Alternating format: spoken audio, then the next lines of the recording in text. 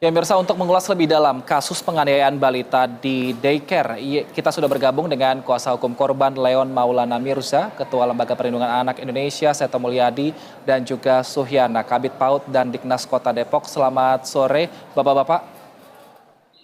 Iya, selamat sore dengan Bang Wilson. Iya, saya ke Selamat sore, Mas Wilson.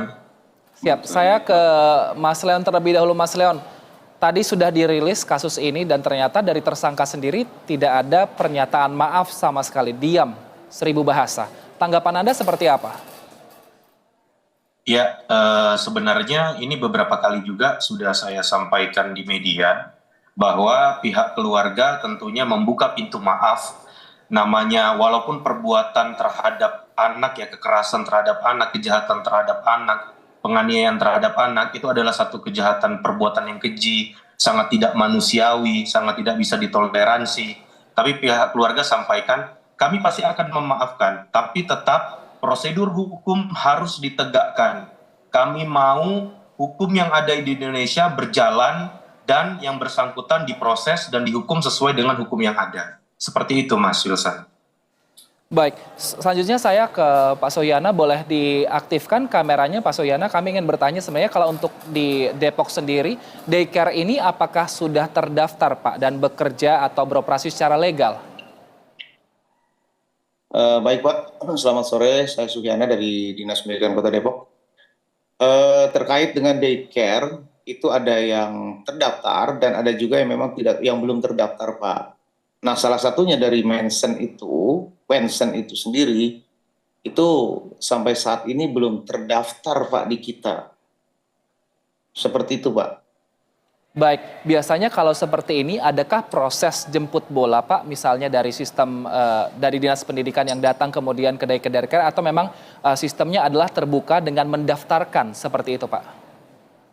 Ya, kita terbuka Pak, jadi mendaftarkan datang ke kita. Baik, saya ke Kak Seto. Kak Seto, dengan adanya kasus seperti ini Pak, kan ternyata tadi kita juga tidak tahu ternyata kalau misalnya daycare ini bahkan tidak terdaftar di pemerintahan daerah setempat. Screening seperti apa yang harus dilakukan orang tua untuk mengetahui, oh ini loh daycare-nya yang aman dan juga layak dan juga sebagainya Pak?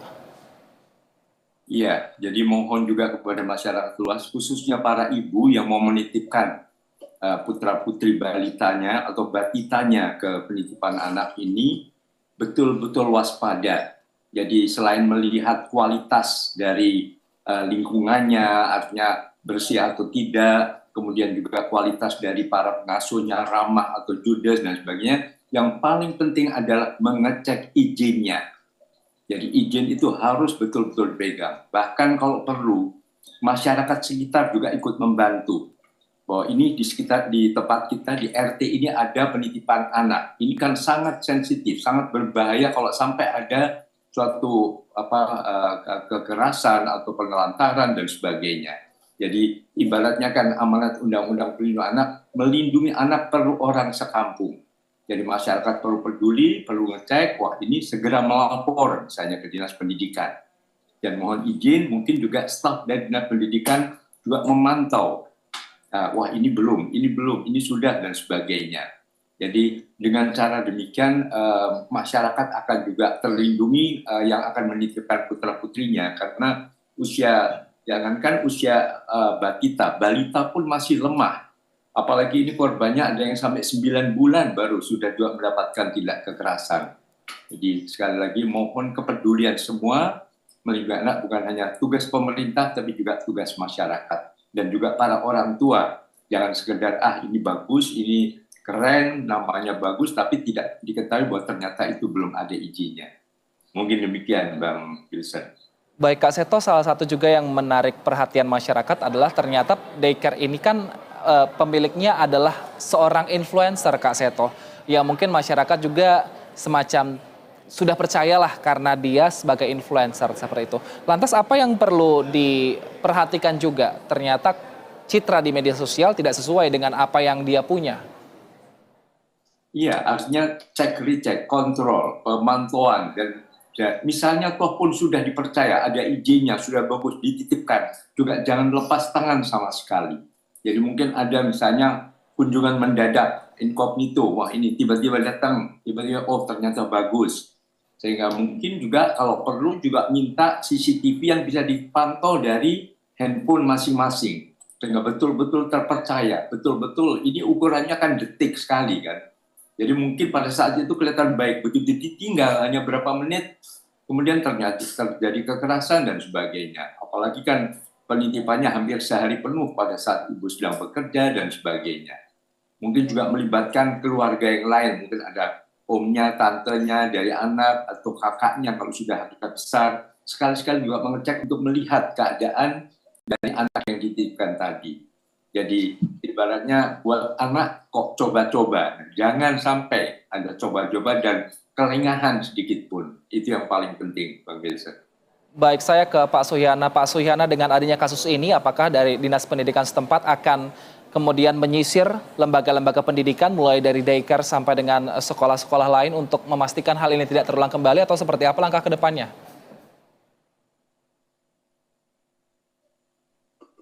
Pak Suhyana, mohon maaf, audionya masih termute, Pak. Boleh di-unmute terlebih dulu. Baik. Kami dari Dinas Pendidikan Kota Depok pastinya itu bekerja sama Pak dengan DPM PTSP, kemudian juga dengan Satpol PP. Kita akan menyisir Pak terkait dengan keberadaan daycare yang memang belum berizin. Dan perlu juga kami sampaikan Pak bahwa daycare Wensen ini,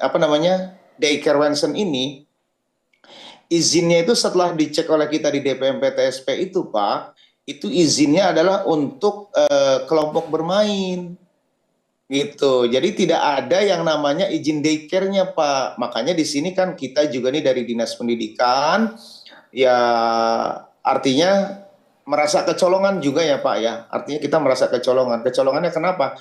Izinnya dengan kita itu adalah untuk melaksanakan pendidikan dalam bentuk kelompok bermain, tetapi ternyata di dalamnya itu ada yang namanya daycare. Nah di situ Pak, jadi sehingga luput dari pemantauan kita. Insya Allah kalau misalkan memang izinnya itu yang sebenarnya sesuai dengan izin yang ada, ya pastinya akan kami pantau Pak. Dan itu akan terpantau lah karena kita punya beberapa penilik yang memang selalu mengawasi kegiatan-kegiatan pembelajaran di lembaga-lembaga yang izinnya itu berada di bawah naungan kami. Seperti itu Pak. Baik, saya ke Pak Leon. Pak Leon, informasi yang kami dapatkan bahwa ternyata tersangka ini sempat mencari tahu siapa sebenarnya yang pertama kali melaporkan dirinya dan juga daycare-nya ke pihak kepolisian dan juga mengadukan katanya ke kakak iparnya yang dikabarkan ternyata mantan anggota DPR. Benarkah seperti itu?